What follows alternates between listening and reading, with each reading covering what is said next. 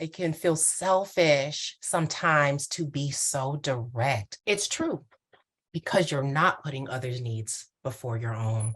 And that in of itself is a whole reprogramming situation.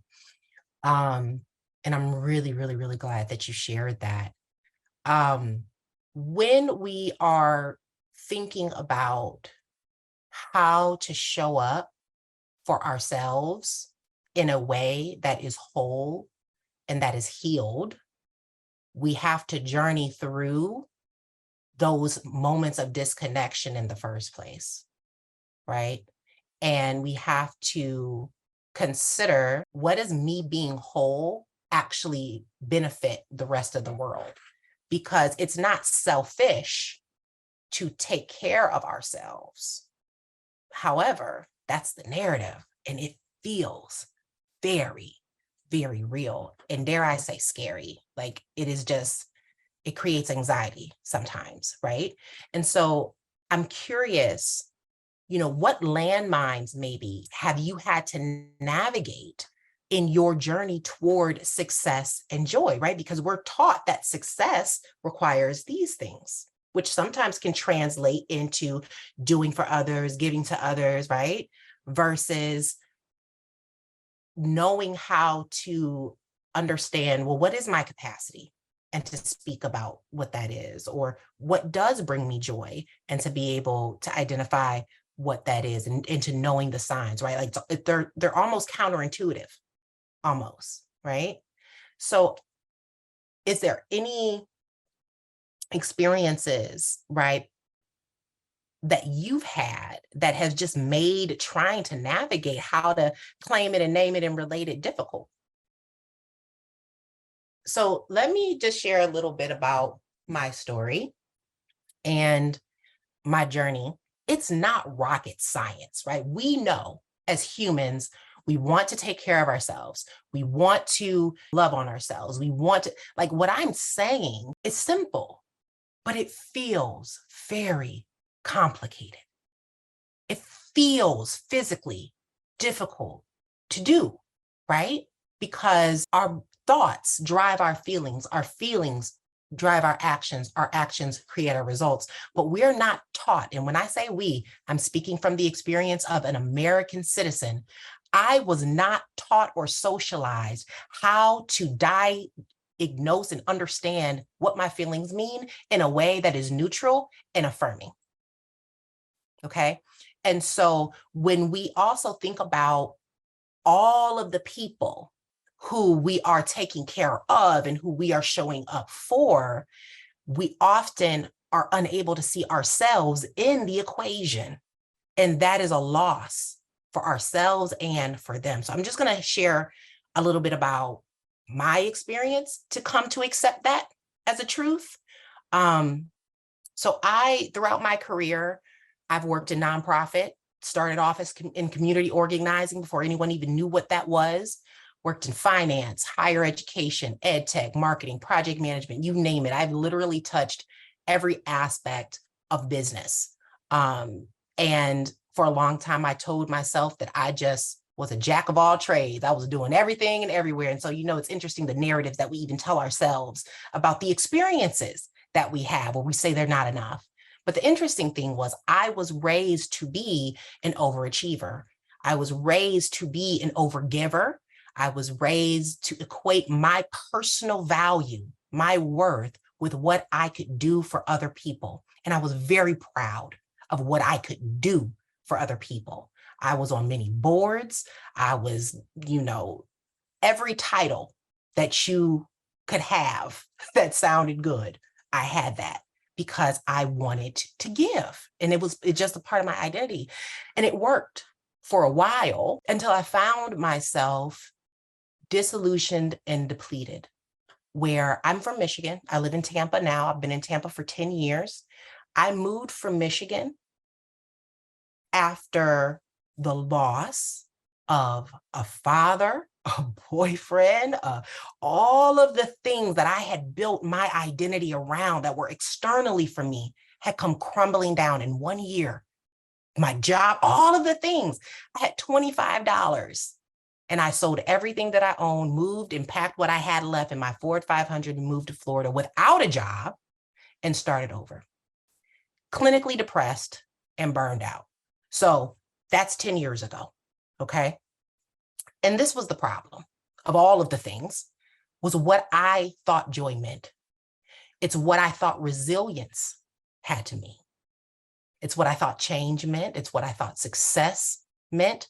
And all of these perspectives of mine were a problem for me because they resulted in the mismanagement of my resources, i.e., my mental capacity, the mismanagement of my physical body, the mismanagement of my emotional energy. It is far taxing to be in relationship and giving and giving and giving, and you're depleted, right? We often give from an empty floor. And when I'm saying burnout, I'm talking about, I don't wish it on anybody. It's just like you can't, you know what I mean? It's clinical depression. That's what it is, right? But in Black homes, we don't really talk about it. So that's what it was. But what I decided to do after about 2 to 3 years of moving through the motions, because what did I say? We're going to survive. We're going to get it done. I found a way to get it done. But after about 2 or 3 years of feeling like an alien in my own body, of feeling crowded by my own negative thoughts, I didn't even want to be in my own head anymore. It was that negative. I committed to do a few things. I committed to finding ways to heal myself.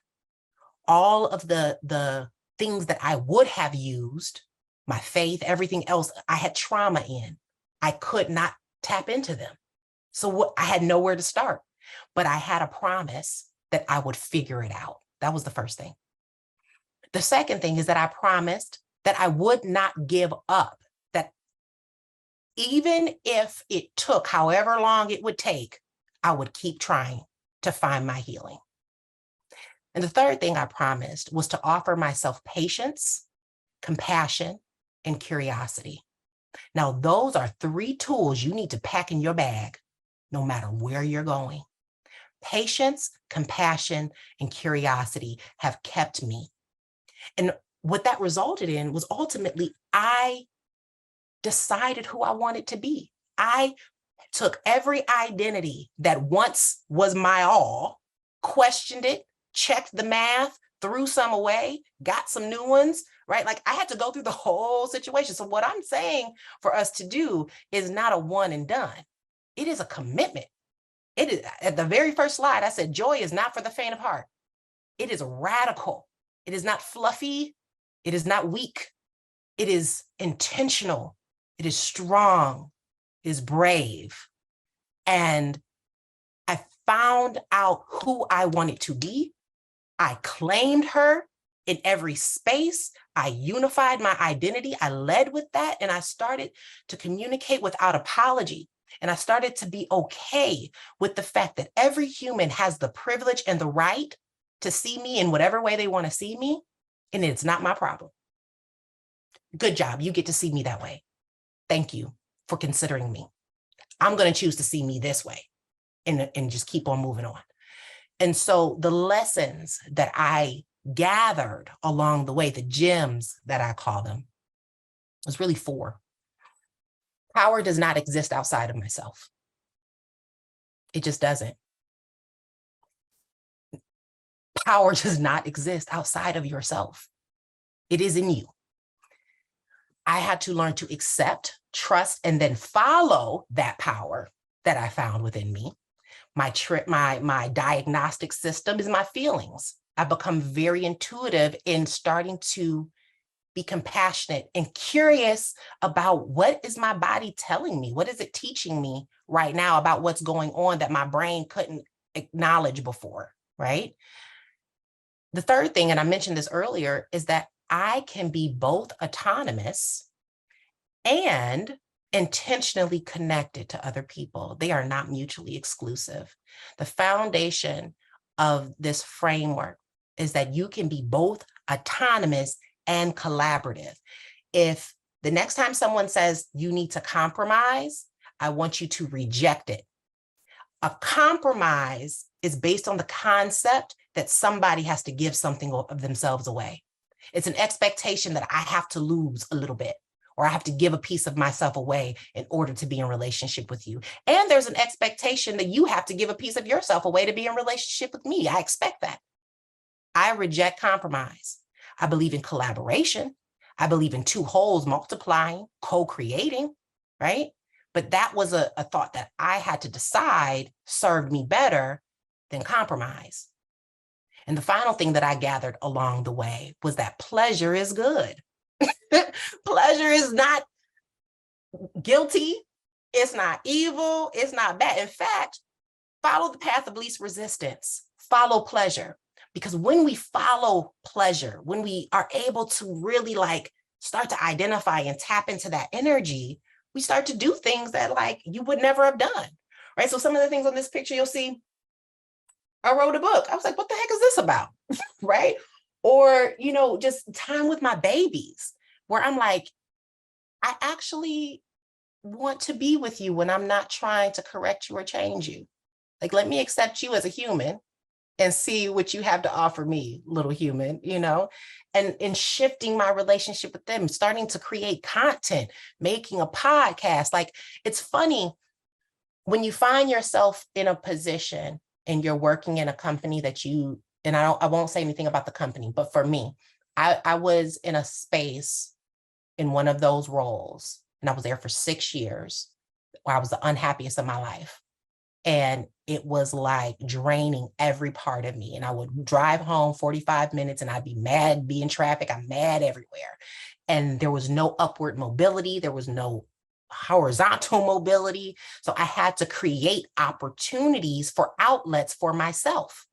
And simply the decision to do that led to the creation of my business, of Hive Over Matter, of my podcast, of all of the relationships, and literally me doing this work and talking to you now. And so I share my story simply to say that I am not a unicorn. I am not unique. I am not perfect. In fact, I'm very flawed. I can tell you all of them. And that's okay, because I love those too. I love those variations of myself. And she's working through what she needs to work through. And I have 80% more joy than I had before. And I want that for you all. So I want us to consider, okay, Jomil, that sounds good. But how do I do that? Like, how do I get there? Right. And so I'm offering essentially that we can apply a 3-step model. It's simple in the sense that it really is simple. Like, it's not overly complicated. Truth is often not complicated. We make it complicated because of all of the feelings that we have to navigate and the courage that we have to move through those feelings, right? But there is a predictable process that we can apply to make it work. And it's the manifest model, right? It's identify, it's own, it's engage. And so I know we are at time, and this is the totality of what I wanted to share.